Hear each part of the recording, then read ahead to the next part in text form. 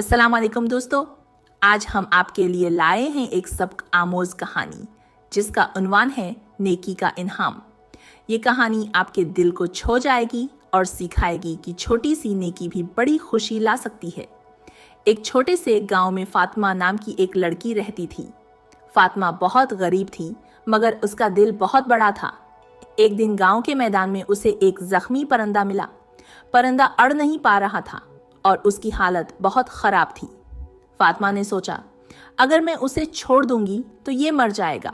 लेकिन उसने हिम्मत की और परिंदे को अपने घर ले आई।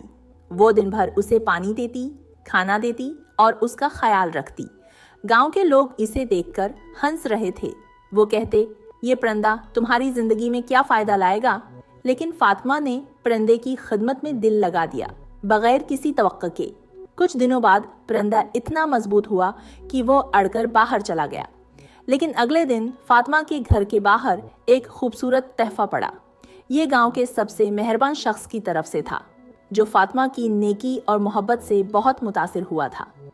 फातिमा ने समझा कि असल खुशी पैसे या तारीफ में नहीं, बल्कि दूसरों की मदद और नेकी में छिपी होती है। छोटे छोटे अच्छे काम वक्त के साथ बड़े इनाम में बदल सकते हैं। नेकी का सलाह हमेशा मिलता है। दोस्तों, उम्मीद है आपको ये कहानी पसंद आई होगी।